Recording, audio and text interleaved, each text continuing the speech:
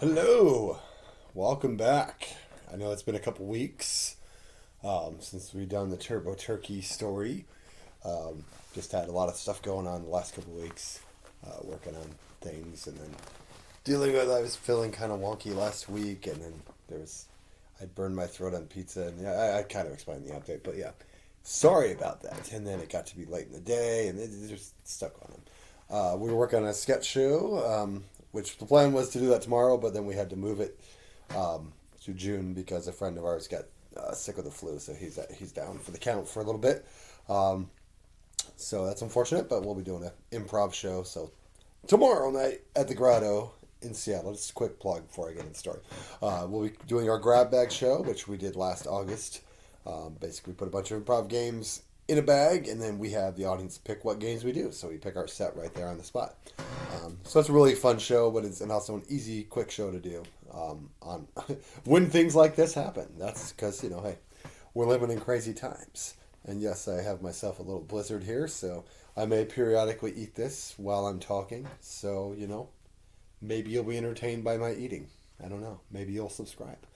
Dairy Queen did not sponsor this video, so I don't want any miscommunications here. I do not have a sponsorship deal with them. However, if they'd like to sponsor me, leave a comment in their Dairy Queen. I'm sure we could do some good business together. Anyway, back to point. So when we last left off in this epic story of madness and comedy, let's see, we had just been free of the map fiasco.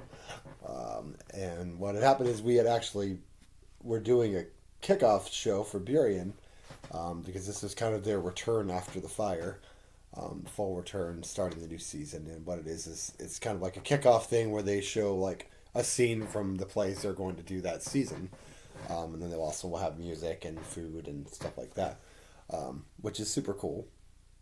And we were happy to be a part of it. We had already pretty much planned to be a part of it, with but at the time being like, well, we might be Turbo Turkey or we might be a completely brand new named group, depending on how things went with Matt. Luckily, cooler heads prevailed at least, and he, gave up the name back. So Turbo Turkey is back in my name, where it should have been in the first place and never should ever have been taken. But hey, live and learn. But like I said before, when I started these videos too, this is more of a reflection. I don't wish ill will on Matt. I hope that he's doing better in life. I hope that he's finding things that make him happy, and not stressed and things like that. I don't believe in holding grudges, unless you've done something truly, truly horrible. But even then, it's just not healthy to hold grudges. So, reflecting on things, I'm simply reflecting on the feelings at that time, not so much on the feelings now. Because, like I said, I haven't seen him since then. Like I said, I don't hold grudges, so I wish him well. I'm sorry things went the way they did. It is what it is. Life goes on. So as I said, we went on. We did the kickoff thing, and Simon joined us for that, which was cool. And I have a picture on Facebook of the four of us posing and stuff, and it's fun. Everybody else is making I'm making a goofy ass face because that's, but I remember just being super hyped for that show because it was like a weight had been lifted, and I was just like, just all wild. I think I tackled Simon on stage at one point just in the one game we were playing. It was fun, but it was a fun kickoff party and stuff like that, and I was grateful that Brian had us. Around this time too, we were kind of figuring out, okay, well, what are we gonna do right now? Because, Robert had been moved on, and Lara had moved on, and stuff like that. And Lara was doing some plays and things like that, so it was kind of like, all right, it's kind of, the door wasn't closed necessarily on her coming back, but it was kind of like, all right, she's doing her thing, totally fine, no big deal. And yeah, so we were kind of figuring things out, but I had the idea, of doing a podcast back then. And originally, it was just going to be something I was going to do by myself, and just, And then, but once the things came about, I started talking to Josh and Michael about it, and we decided, well, all right, let's do a podcast. Michael set up the stuff with the computer and the recording stuff, and he knew how to do that stuff. So I was like, oh, cool. No, I don't have to learn how to do it. Cool. I may have to learn how to do that if I ever want to do a podcast here, though. But I'm just not as technically trained as Michael was. So anyway, we did a podcast for a while called Nothing Better to Do, which was Josh. Josh came up with that name, and I was like, oh, that's a pretty good name. So we would just kind of talk about, we would do kind of little skits and stuff like that. And freaking gnat got in here. Go away, gnat, I'm eating my ice cream. So anyway, sorry, chocolate chip cookie dough there. So anyway, so we did that for several months, and that was a lot of fun. We had it was just the three of us most of the time. We did have Anna on for an episode or two, and it was cool because, like I said, we would just find things to talk about. Sometimes we talk about movies. Sometimes we would cast comic book movies that we were, hadn't been out yet. Who we think would be in these movies and stuff like that. And interestingly enough, Michael was really good at fan casting too. And he even predicted that Zendaya would, go on to big things, and he was absolutely right. That was when she was still straight doing Disney stuff. So he had an eye for those things. And like I said, me and him would just do that all the time. We'd shoot the shit on comic book things. Like, oh, who would you cast in this role? Who would you, and we'd talk about who we thought, and we had many hours of conversations like that. It was a lot of fun. When we do things like that, the episode that we had Anna on was the three of them were all huge Marx Brothers fans. Now I had seen maybe one or two, but I had never really. I'd seen more like Laurel and Hardy and Three Stooges as far as classic stuff like that. So I didn't have as much to add, so I just kind of sat back and let the three of them talk stories and talk about everything, and it was super cool though. Because I remember with the four of us went and saw Dumb and Dumberer. Oh yeah, that was a bad movie, but it was fun for the nostalgic thing of it. But it was and we had fun watching it. But yeah, so I remember we did the podcast after that, talking about it. But yeah, like I said, we would just do things. We did little skits. We had a thing called Caged Wisdom where me and Josh both did Nicolas Cage impressions and would answer questions from or we'd have Cage offs, which is something we would do. We did them at a restaurant where we would read the menu as Nicolas Cage, and it was fun. It's always fun to do Nicolas Cage impersonations. Whether you do them well or not, who cares? Have fun. We're not doing it to get paid to do it. So we just. Sometimes you just kind of talk like that. You just gotta go like that. That's kind of my Nicolas Cage. Not great, maybe. Well, maybe you hate it. I don't care. Whatever. I'll do it anyway. Whoa. Sometimes I also will do, if I'm creating a character for a sketch, the hand reaching out at you, I will actually, maybe I'll start doing an impersonation, but I'm not, trying to be that celebrity. It's more like, okay, that's kind of a cool voice. I'll use that for this character. So anyway, back to point. So like I said, in addition to that, I was also I knew I didn't want to do, maybe a few improv things here and there, but we hadn't done too much. The Pocket had just about opened, I think, at this time, or it was pretty close to opening. The Pocket was a theater that they were creating specifically for sketch and just things like that for people, whatever they wanted to do, I just did a little theater in Greenwood, and that was Clayton Weller was doing that. So we didn't know about the whole specifics on that yet when it was opening, so there wasn't anything really to book at that time. So we were just kind of taking our time. But I also wanted to take the Electric Man sketch and turn it into a play. So the four of us, including Anna as well, started working on the idea of writing this play, this superhero play called Electric Man. And so that's what we worked on for many, many months, as well as doing the podcast. Now, I realized after I had mentioned the thing about doing that show for Improv Month, where Jennifer came back, that actually wasn't the previous year. That was this year, because I was at the Pocket, and the Pocket wasn't open the previous year. So anyway, that happened later at the end of the year. Anyway, I think I mentioned I did Out of Sterno, right? Yeah, I did that. Yeah. Okay, so anyway, back to that. So that happened, was the five of us, me, Josh, Michael, Simon, and Jennifer did that show. That was the first Improv Month that we were ever a part of.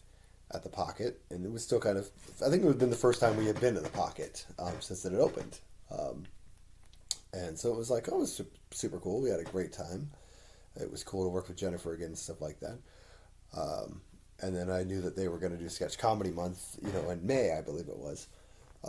So anyway, we started getting the script together, and that was, like I said, super fun putting it together. And it ended up being like 3 acts. We'll get back to that later. So yeah, it was good. It was fun to work with your friends and your girlfriend, now wife, creating something. And like I said, the entire thing with Electroman was that it was a Halloween costume that my dad did when I was a kid, and he created this entire character, and he had like a little mini tape recorder which had like this almost kind of like a little story about this character, and it was very fun. And I just remember it was a memory I had as a kid, and so I had done a sketch with it back in Indiana with my other sketch group, and then when I brought it out here, I did it a couple times as a sketch. But I always knew, like, it always felt like there's more to this, though. There's more to it, rather than just doing it as a skit. What if we did it as a play? Um, so that's kind of how that came about. So it was kind of cool to take something that my dad had done and kind of expand upon it and create these characters and things like that. So anyway, we got to a point, I think it was about March, everything was ready. And I had actually gotten to around that time, was it March or April? It was one of those. But like we were kind of finishing up the script and editing and things like that. And our plan was that we were going to do it at Burien, and we had already met with Burien about it. We were going to do it, I think, in June. Yeah, it was June. It was June. And we had set up a plan about, well, instead of doing an improv show, we were going to do a play. And so the plan was that the four of us would all direct it and also be in it. Let me tell you, lesson learned on this. I'll talk about that in a minute too. But so anyway, we had decided to work on that. So we right before I went on vacation, I went ahead and let them finish the ending, just writing the last scene or whatever that we need to write. Which I was a little stressed about. I'm like, oh God, we got to get this finished. We got this finished, But I was going on vacation. Well, I had not been home to Indiana since 2010 when Anna had, booked me that flight and stuff. So I had got the idea to take the train to Indiana and see my family, who I hadn't seen in 5 years. So that was cool. I'd finally gotten to a point financially with my job and all that I was able to actually afford a train ticket. And I was like, oh, this would be cool. And so I took the train, and it was about a 2-day trip. And so I got to see my family, see some friends and stuff like that I hadn't seen in many years. And it was a great experience being on the train and stuff like that. I went by myself at that time. And yeah, like I said, it was cool. Actually, it's funny because like a lot of times when you're in the seats, you have to share like a seat with someone and all that. But I lucked out because like the entire way there, I had like 2 seats to myself. So I just like I'm a big guy, so I just stretched out as much as I could. And what's great about a train is you can kind of like sleep whenever you want because you're just on a train. You're not going anywhere. So it's just like you can walk around, which is unlike a plane where you're stuck in, behind someone who decides to put their seat on your long legs. There's actually a little bit of more leg room, and you can walk around. And like I said, you can take a nap anytime you want. So it's like, oh, I didn't sleep that well last night. Well, I'll just sit here in this chair and take a nap now at 11 o'clock in the morning. And then you'll wake back up and we'll get a snack. And I didn't do, the first time I didn't do a dining car thing. Like they had the diner car, but I just packed a bunch of snacks and I just kind of ate, what was there. And they did have a food courty thing on the bottom row that I would go to and, get a frozen pizza or something like that. But that was super cool. Like I said, went back to Indiana. It was good to see a lot of people and get together with people that I hadn't seen in a long time. So that was super cool. When I got back, Anna had been talking, and she had asked if I would want to move in with her, and that was a big deal because we had, of course, done the long distance before I moved out here, and then we, had lived separately all this time. But her sister had moved in with her boyfriend at the time, now husband. And she's like, well, what? We've been dating even longer than they have. So it's like, why don't we do this? So I thought, okay, why don't we just, I knew I needed to kind of have the summer to, because of my soccer job, I knew I needed to kind of wrap. That was already set, like my schedule for that. So I'm like, why don't we get through the summer, and then I'll go ahead and move in into the fall. That way I can get everything switched around as I need to. So anyway, when we got back, we did auditions. And I remember like we had a decent amount of people submit. But then we had a couple people bow out. Like people, shit happens. People having car problems or they're sick or whatever the case, and this has been a constant issue, and I don't know anyone who ever has put on theater or auditioned people. Let me ask you this question out there. Have you ever had a bunch of people submit and then have 10 of them not show up and there's no response of an email, a text, a phone call saying, hey, I'm not going to make it, or I've decided not to audition or anything like that? So, because sometimes you don't get that at all. It's just yeah, I'm interested in this project. Cool, here's the information. And then they don't show up. And then there's no communication. Be oh, by the way, I'm not going to make it. So it's okay, well, why did you... To me, it just felt like you wasted everybody. Why would you waste someone's time? If I'm auditioning for something, I'm going to the audition. If something comes up, I'm going to let them know. Even if it's hey, my car broke down, I can't make it. And I can't let them know that then. I would go ahead and email them when I got home and say, sorry, I wasn't able to make it. Maybe next time, It's just a lack of consideration sometimes that people do. But anyway, we auditioned. We had about 4 people show up, so... There were still roles to cast. I was going to obviously play Electric Man because, father legacy, and I'm an egomaniac, and I wanted to be the lead. Haha, jokes here. Only slightly true. I mean, I do have a big head, large, big head. So that just goes with my entire egomaniac. But no, it was cool. And then I had Michael was playing the Rubber Band Man, who was the villain. Silly Electric Man, Rubber Band Man. And I had a role for Josh. He was Dr. Nose. He was going to have this large nose and stuff like that. And then Anna was playing the love interest, who also becomes a superhero too, called Fiona Lelio. Mainly because when I started writing, I had written Electric Man's stories just on my computer. And initially, I think it was the second story, and my wife's so am I going to get powers too, or am I just going to be the damsel in distress or something? I'm like, I'll go look at making powers. So I wrote an entire storyline to create that character. So I was so that all got tied into the thing, because I wanted Anna involved because she's a really talented actress and give some credibility to us. So anyway, we auditioned. We got a girl named Helen Martin, who was really super talented, to play our Neuromistress, who was kind of our villain. We had sort of a trio of villains basically, and she was great. She's tiny little. She's from Australia. She's also Asian and stuff like that. And super cool. It was cool because she would play use an American accent for some of it, and then she would switch it to her natural Australian accent. So it was super cool. Super talented actress. So she absolutely nailed Neuromistress, and she had never played a villain before, so it was cool for her. Then we had Jessica Severance, who played Nina Finch, who was kind of the ex-girlfriend, first love interest kind of thing. And she also doubled in the role of her cousin later on. So that was cool. She was super cool. And then a guy named Corey had auditioned as well. He had called me because he was really interested in the Lieutenant Zeke role, who was sort of the Commissioner Gordon type role. And at the time, like I said, he has a great look, but it was in terms of, he didn't stand out enough in terms of his reading. So I was okay, let's put him in this other role, this Hugo role. And so okay, we still have to fill out some ensemble roles and stuff like that. So we went ahead and we kept trying to cast Lieutenant Zeke, and we were going to try to get Simon to do it, but he, with the baby and stuff like that, him and Kirsten had a baby in December. And so, his time was kind of limited and stuff like that. Little ones take up a lot of time. So it's okay, and we auditioned this other guy named Jim, who we'll get back to him later. He joins Turbo Turkey at a future time. And he was a nice guy, kind of a little eccentric, but he didn't feel like the right fit either. So I was it got to a certain point, I'm okay, we got get this role cast,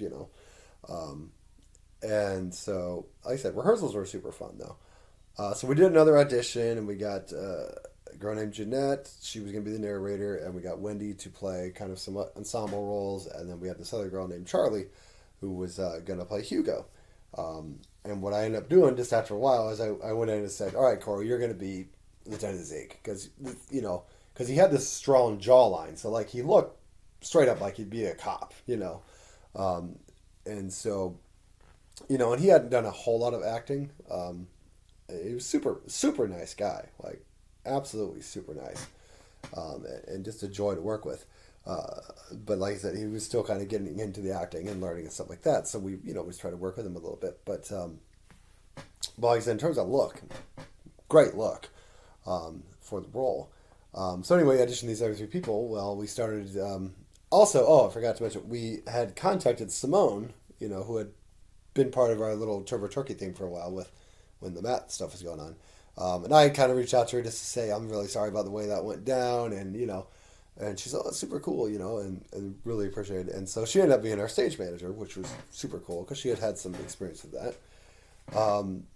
Well, as we were going through the rehearsal process, suddenly Charlie sends an email and she can't play the role of Hugo anymore. There was something going on, family or something like that. So I was like, okay, I don't remember exact circumstances, but it was pretty close to almost being showtime. And so I just got to a point and was like, hey, Simone, you want to be in this show? So Simone's ended up taking over the role of Hugo, who was kind of the future sidekick character and stuff. But so it worked out okay, and like I said, so we had our cast. Rehearsals went well. We'd each take turns blocking certain scenes and directing certain scenes. And in between this, though, like I said, there was a sketch comedy month. And so we were planning on having Simon be in it, and then he wasn't able to do it. So Anna did it with us. So it was the four of us, me, Anna, Michael, and myself. Me, Anna, Michael, Josh, and Anna. I can't say words today.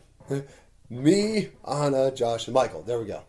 So we were going to be a part of Sketch Comedy Month. I think we had a 20-minute set or something like that. Maybe it was 15 minutes. I can't remember exactly. It was a couple years ago, memories, exact memories coming together. Anyway, so this is before Electric Man we were getting ready to start tech on that, and get into the space and Burien and stuff like that.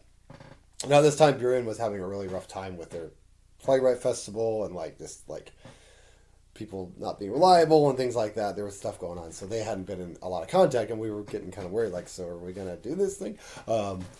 So anyway, we did the show, and I remember I had this audition sketch, which the entire premise is that this guy goes to an audition, and he's decided to beef up the script some, and he's, he wants to play the role of Harvey, which, if you don't know the play, Harvey is basically an imaginary large rabbit that this guy who's got some mental health issues is, talking to a lot. So you never actually see Harvey. He's an offstage character. So that was the entire premise there. We did a sequel later where it was someone wanted to play the role of Godot and waiting for Godot. And so I remember I was really excited about this sketch. I was like, man, I really, I had wanted to do it at the Sketch Comedy Month the previous year before the whole, let's just cancel what we were doing. So I was like, okay, whatever. And so, so we did that sketch. Michael had thrown a sketch in because Simon was going to have one, and we ended up having to throw one in. And it was a video speed dating one. It wasn't his best sketch, I'll fully admit that. But it was it's the middle of the road sketch. And we had a couple little in-between commercial things. Well, the audition sketch, it didn't feel like there was a lot of laughs here and there. So I was like, okay, that's kind of And then the next sketch, it was barely any laughs. And then the next couple sketches, there was a sketch called Witch's Brew, which was basically a couple witches are doing their thing. And then Josh played the Kitchen Nightmares guy. Gordon Ramsay, yeah. He was playing kind of a takeoff of Gordon Ramsay. It's a great sketch that Michael wrote. And then we had this Dead Wife sketch that Josh had written several years ago. We had never done it. And then we had one called Saucing It, which was based off of Josh drinking the the sauce from many years ago, and it turned into an infomercial thing. And so I would say those last three sketches went over pretty well. Now my whole thing too is the next group was Drop Through Bryn Run, who's pretty well known around town. They're a good group. But as I was looking at the audience, I'm just like, I know none of these people in the audience. Like, they filled the entire crowd, and like we had no one there. So that's just like, so I'm watching their stuff, and their stuff is pretty funny. Um, there was one sketch that they did that kind of, it felt kind of like an homage to something SNL had done, but I literally heard a woman in the crowd say like SNL, So I don't think it was a total ripoff or anything like that. It's probably more of an homage, but it was something that some of the audience noticed, and I'm like, oh, but whatever. I'm not judging them or anything like that. Whatever. It's sometimes you think you have this original, it's not a big deal. It's not a shot at them. They're great people. But I just remember being like, after we left, I just remember like, I was so enraged, and not because of anything that they did. It was just like, because I had invited a bunch of people and stuff like that, and it was just like nobody came for us, and to me that just enraged me because it was like I spent all these invites out, and some people even said they were coming, and then there wasn't any like, oh, I'm not gonna be able to make it or anything like that. It was just like, so I was just enraged. We're walking through the neighborhood. I'm like screaming at the top of my lungs. Michael's also enraged. He's more upset about certain sketches not going over well, I believe. I was more upset, just like, we didn't have any fucking people out there. And it's like, these people this group is great, and they brought their entire goddamn audience, and most of their audience did not give a shit about what we were doing. So, at least in our mind. But, like, so I eventually calmed down and all that stuff, But Michael, I remember, was just super, like, depressed the rest of that night. He was barely talking and all that. And I calmed down after a while once I got out of the rage. I'm like, all right, that's true. And I remember we were frustrated, like, damn, we haven't heard from Burian. We're supposed to start this thing. And then luckily I got home and Burian had sent an email like, oh, we're going to meet tomorrow. Okay, cool. So that worked out. But it was just like, there was just, I think, it had probably just been a lot of stress. And I think there was a slight thing of like being upset about the Anderson sketch not going over well because I thought it was a genius sketch. And sometimes when you're writing stuff in your mind, and this goes with stand-up too, which I'll talk about another time, but like in your mind, it's like, this is going to kill, everyone's going to think it's funny as hell, and then you go out there and it's like crickets. And it's just like, it can be very demoralizing as a performer when you're like wanting to get laughs and you're just like, they don't find this funny. This is disappointing. And it's like, why is this not funny? But sometimes it's the audience. Sometimes the audience doesn't find that particular thing. Comedy is subjective, so, as I've learned. But yeah, so I can remember it was just like, that was a crazy night. And I just remember it was funny though, because we, as Michael had driven me and Josh, so he's dropping us off at Josh's, it's my car and all that, and he's like, oh, I'm sorry about, being all down and mopey and all that. And I just heard Josh from the backseat, because Josh is always like, timing wise, would be like, he's like, yeah, don't let it happen again. And Michael's just like, get the fuck out of my car. But it was funny. It was just kind of, that's just Josh, So anyway, everything was fine. Cooler heads prevail. It's all good. But I remember I even sent an apology to Clayton Weather, because I'm sorry, man. We worked hard to try to get people there, and then they didn't show up. And I mean, we still had a good crowd and stuff like that, but it's frustrating. He said it was all right, no big deal, So anyway, so we got Electric Man up and running. We had a pretty good, tech was a little rough here and there. The main thing that Maggie would give a few notes here and there, because the problem was, being that all four of us were in the show and not like just quick ensemble parts, we were pretty big parts of the show. It was hard for us to watch the show and really be able to sit out there and watch, ooh, that needs a note. Let's give them a note about that or a note about that. So that was one thing that Maggie was able to kind of watch and give some pointers. And granted, she wasn't able to give us notes for everything because we got other things to do. But that was just kind of one of those things where we like decided for future shows, like, okay, we need to have someone who's not in the show directing, because otherwise we're going to be missing this stuff. And so anyway, we opened the show in June, and it went pretty well. We didn't quite get as much of a crowd as I would have liked, but still pretty decent. And I can remember Diana actually came out to the show, and we hadn't seen her in a bit. So that was super cool, and she was laughing really well and stuff like that, because she had, of course, been in Electric Man sketch and all that. So we kind of reconnected with her a bit.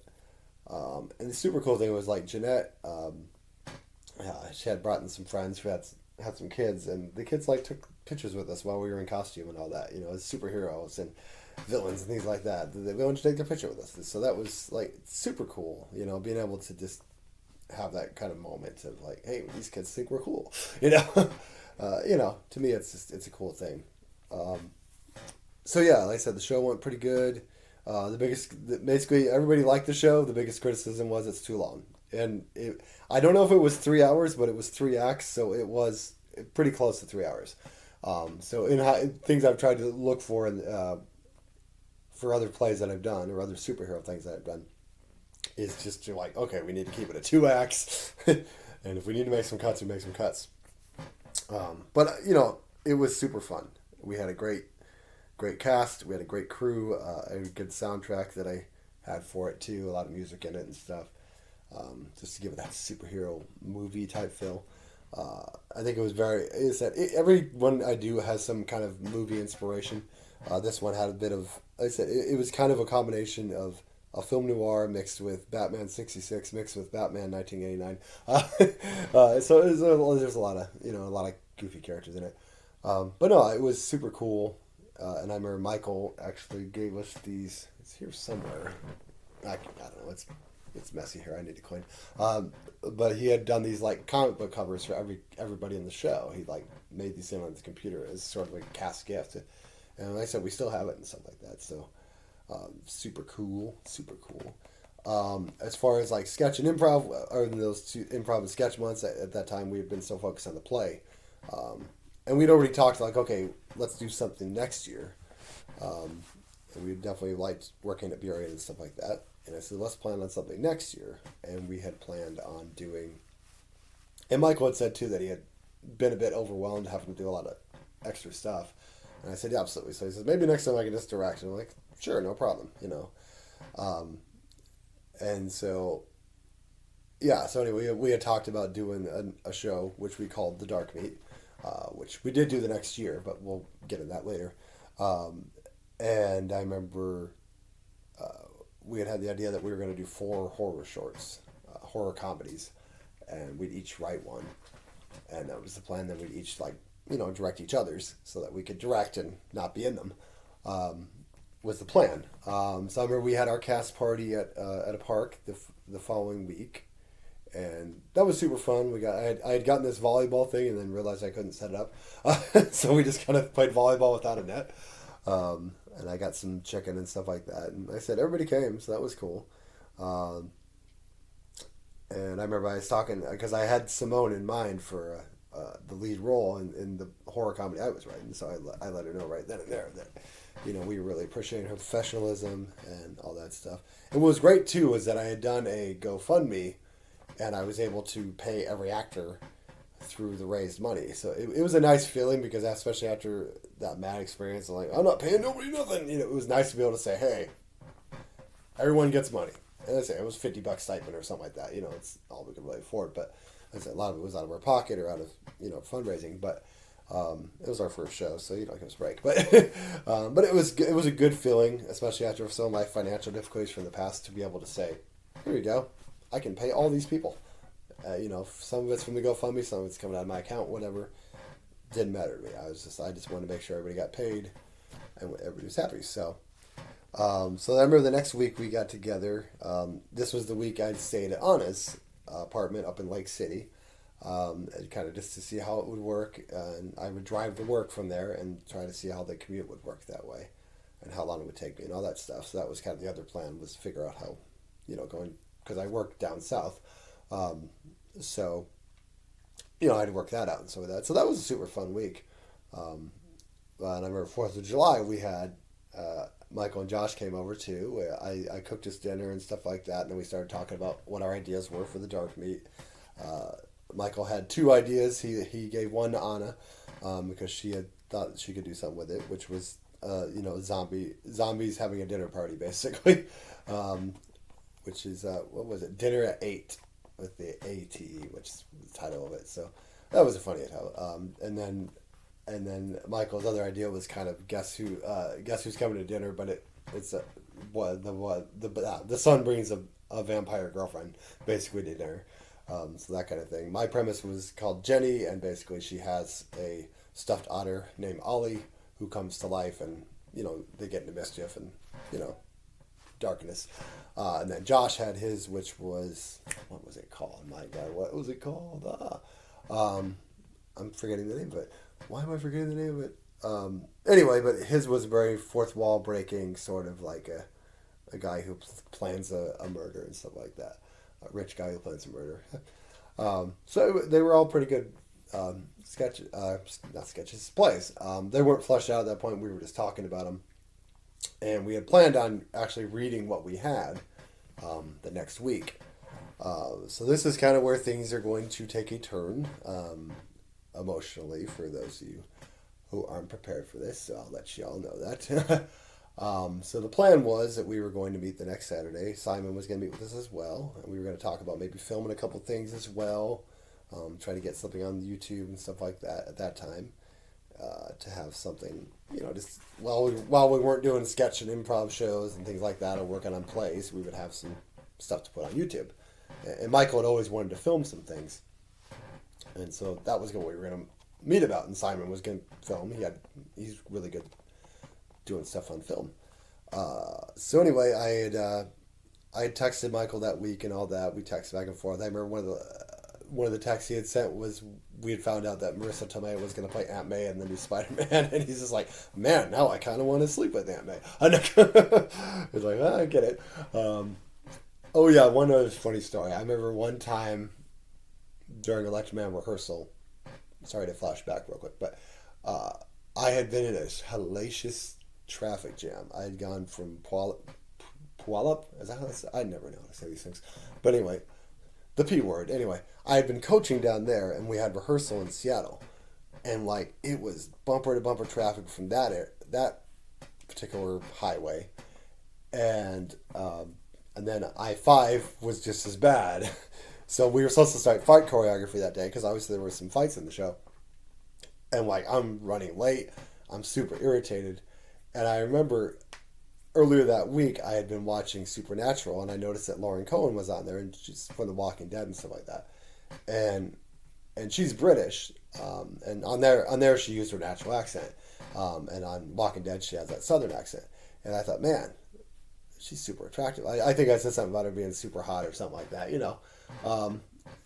I just remember I was in the traffic jam, and Michael apparently had told Anna this, and she just texts me and says, well, if you hadn't been so busy perving on Lauren Cohen, maybe you would have been a nurse.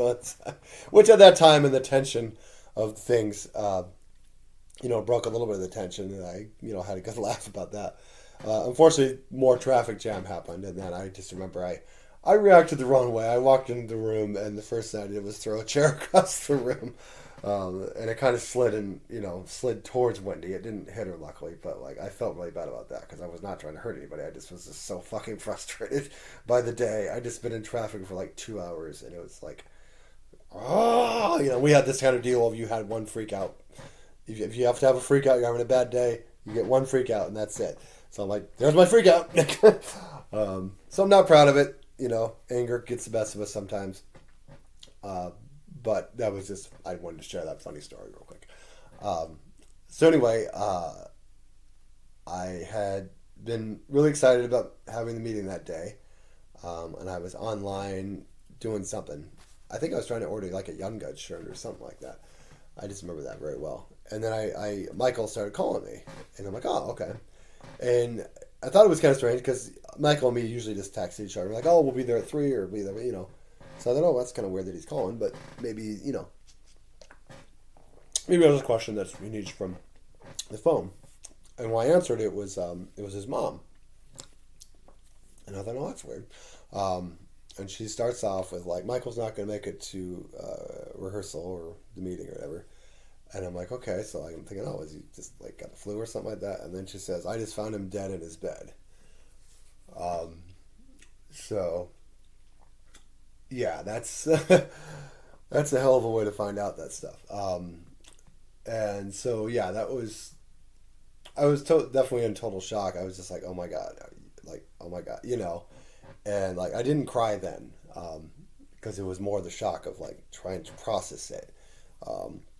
And I said, oh my god, I'm so sorry, and I said I'll be in more touch with you and stuff like that.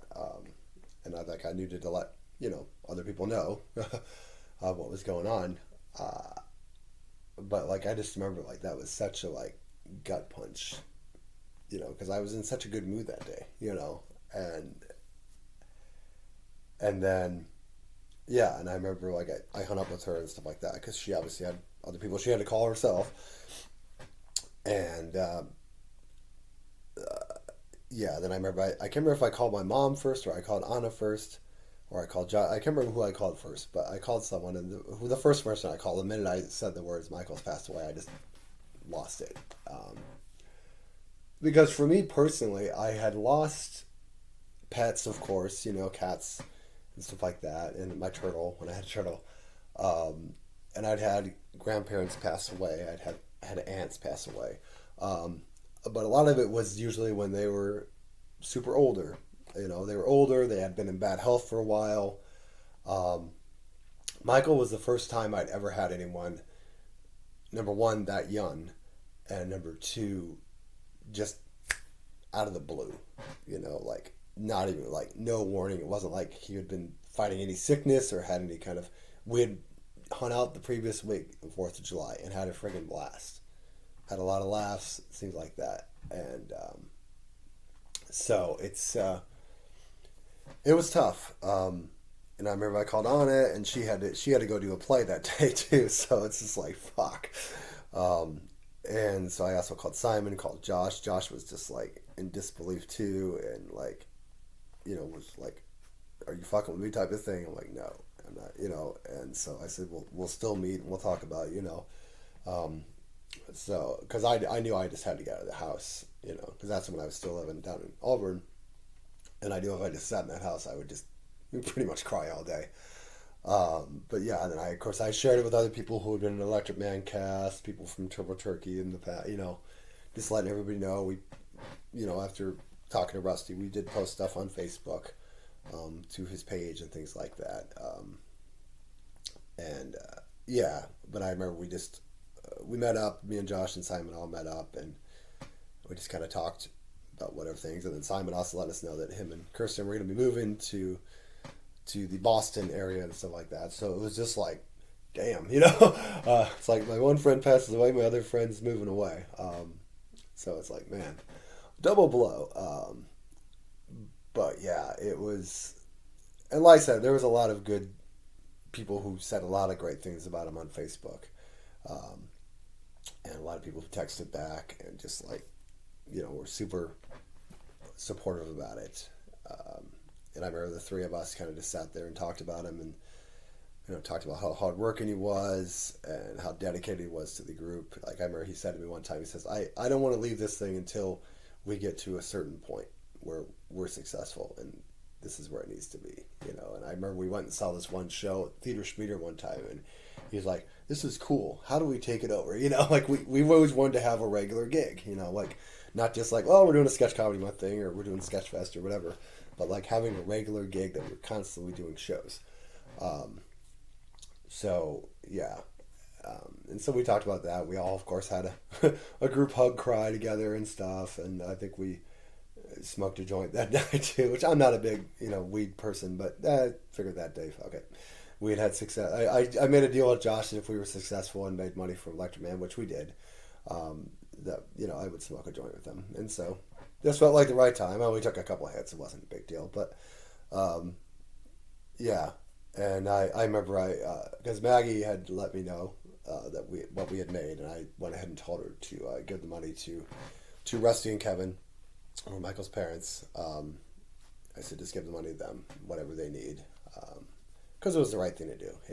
To me, he put a lot of work in besides just fight choreography, helping Anna with fight choreography, and writing stuff and editing and just programs. Everything. He did a lot. And he was constantly dedicated to the group and just a good friend. When the stuff went out with the girls, the stuff with the Matt, he was always a good person to listen. If you had to vent about something, and he put me in my place a few times if I was out of line, to his credit. And yeah, like I said, I remember calling out with Christmas people, all said things about him.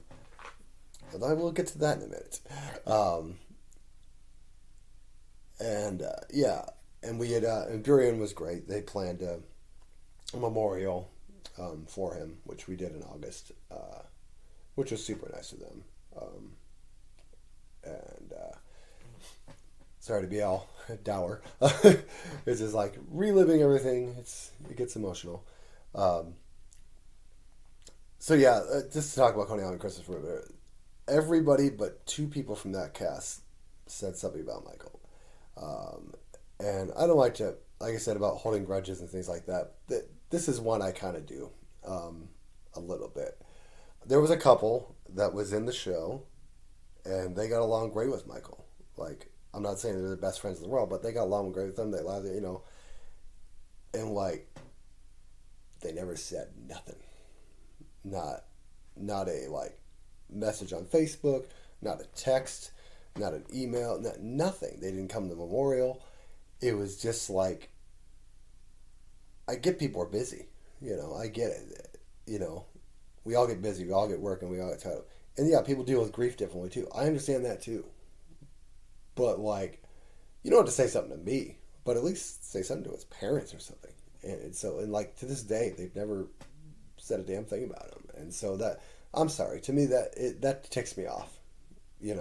It's one thing if you don't know someone, so you don't have much to say about it. That's fine. Or hey, I didn't really know him that well, or that's fine.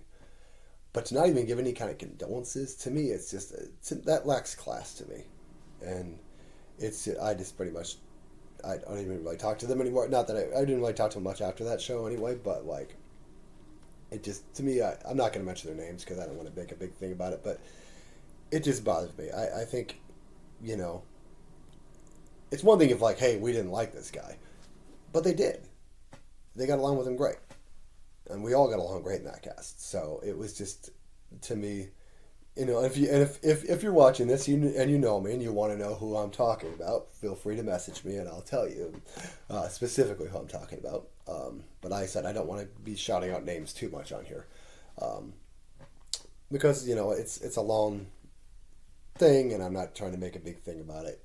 But it's something that bothers me. It's one thing to be like, oh, we got in an argument about this thing in Turbo Turkey or something like that. Okay, well, that's just whatever. It's a disagreement or a misunderstanding, whatever. That's all. But when it comes to something like someone dying and stuff, especially someone dying young like that, and you've worked with them on a show, even if it was just one show, but that was such an emotionally charged group, and with the fire that happened and everything like that, we were all so bonded.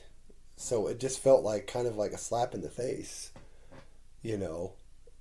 to not even say anything, So I don't know. It's always bothered me, and I just wanted to express that real quick on this video, which is almost an hour. So we're wrapping almost up here. So we had the memorial. And Diana was there. Lara came to it. Several other people came to it. Jillian came to it, to her credit. Sarah did not. That's the long story. I won't get into. Jillian was actually very upset that Sarah didn't make it, because she said something like she had a date or something. I don't know the specifics. I'm not going to call her out of that stuff right now, but we'll talk about her later. There's a thing that happens a couple years later that irritated me with her. But and Reagan sent her. She was in awe.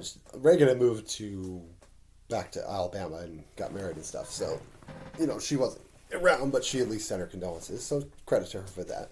But we had a really nice memorial service, and Diana rejoined Turbo Turkey, and Jillian was going to come back too, and then some stuff happened that, nothing bad, it was just more stuff that happened in her life that affected that, but, and so anyway, after the memorial and stuff like that, which we had a nice send-off, we came out as our Electric Man characters and kind of, we had his ashes and stuff like that, and we kind of sent him into the theater heavens, if you will. And Rusty and Kevin were super, super great, and we've remained friends to this day. They're like a second family, so we sometimes get on each other's nerves sometimes, but it's all in love. And they've been dedicated to Turbo Turkey, much like Michael was, so they've kind of kept his legacy alive with that, so props to them. So one thing I did want to do, because I was like, I talked to the Pocket a little bit, but I hadn't heard from them, because I was like, I wanted to get some kind of regular show going. It didn't have to be every month necessarily, but like just something where we're regularly at a place doing a gig. So when I didn't hear from the Pocket, I was just like, you know what? I'm just going to go ahead and email the Rendezvous because we had done a couple shows there with the Jewel Box and all that. But I knew that we hadn't been super successful in the Jewel Box and hadn't really made a lot of money in the Jewel Box. So I was like, I didn't think they'd really give us a regular gig for that. And what happened was I ended up talking to the woman, Jane, who at the time was running the place for the bookings. And she had gotten in touch with me and said, hey, I wanted to let you know we do have another place downstairs called the Grotto, which is, it used to be like a speakeasy. And I was like, I think I'd heard that it was down there, but I'd never been down to the Grotto. I'd only been in the Jewel Box. And they said, well, this one's, it's only like $30 a month. You can do shows, we have Sundays are available if you want to do a Sunday show every month or every other month, however you want to do it. And you just, basically you pay $30 and the space is yours. And so for me, that was a big deal because it's kind of what we were looking for, a regular gig. And so it was sort of especially after Michael's passing, it was like, it was kind of doing something for him and his honor. Like, we got it, man. We got a regular gig now. And like I said, now here we are, 2022, we're still there. So that's a long time commitment to it. And I remember we did an October show just as kind of a show just for ourselves, because there wasn't time to promote it. So we did it. And then November we booked a sketch show, and then December we did like kind of a kickoff thing. And the idea was that we were going to do, I'll just wrap up with December and then we'll wrap this up for today. And the idea was that we were going to do kind of auditions to get some more people in the group. Because at this point it was me, Anna, Josh, and Diana. And then Jillian was going to join. Unfortunately, Jillian also suffered a loss of a friend who had been her bridesmaid and stuff like that. Had lost a battle with, I believe it was cancer. I don't want to speak specifically on it, but had lost a battle and it was her best friend. So that unfortunately led her not to be able to join us at that time, and unfortunately she never was able to rejoin. But there's never, to me, everything that happened there was water under the bridge, and Jillian is totally cool, no problems with her whatsoever, and I totally understood the situation. Jeanette ended up joining us for that sketch show, so we had 5 people in the sketch show, and so I remember we did a couple new sketches, but we also brought some old sketches back. And Rusty would come and Kevin would be involved. They would also film all the shows. And then we did auditions in November, and then we would have the new people join in December. And so the auditions we had this guy named Draco Damon and Jim, who had auditioned for us for the Tennessee. And then we had several women. We had Gina, Liza, Jessica Hewitt, and then I think that was it. I think that was it. Yeah, at that time. So that gave us a decent amount of people to work with. So our December show was basically, I think we had one sketch that we did, which I wrote called Crappy Gifts, and then the rest of it was improv games that we've been working on. So that was a good way to end the year. We had some new blood in the Turbo Turkey. And it was super cool. By the way, just to wrap up on Michael, basically what had happened was he had a heart murmur when he was young, and basically what Corey explained to me, because Corey was super nice and knowledgeable because he used to be a paramedic, and he said basically what happened is he basically went into sleep. He just went to sleep and then stopped breathing while he was sleeping, but he said at least the good thing about it was he didn't die in pain, at least. So I guess there's the blessing in that, at least. But yeah, that was kind of a, like I said, that's why I was kind of waiting a bit, because it's, it's not affecting me as much. I got a little teary-eyed there, talking about it, because it always is going to be, as long as it's still going to always be tough talking about it, because, he was the first friend that I lost that young. I've lost family members and things like that, and other friends since then, but never like that quickly, so that it was like he's just there and then he's gone, which is, hey, it's anyone who's been through that, how emotionally draining it can be, and it's sudden, it shakes your whole world up. But I do, So this video is basically dedicated to his dedication, Turbo Turkey, and his friendship. And so yes, we would be going forward into 2016. Yes, 2016. We're at 2016 now, guys. We're almost to the promised land. We'll be going into that next year with a show every month in the grotto. So we'll talk about that next time, and some of the hurdles we face with that. Cool, guys. Thank you for your time. Hope you enjoyed this trip down memory lane and watching me spin this blizzard and not eat it. Cool, guys. Thank you for checking us out, and like and subscribe. And if you're in the Seattle area tomorrow, come on down to the grotto and watch us do some improv at the Grab Bag Show. All right, guys. Have a good night.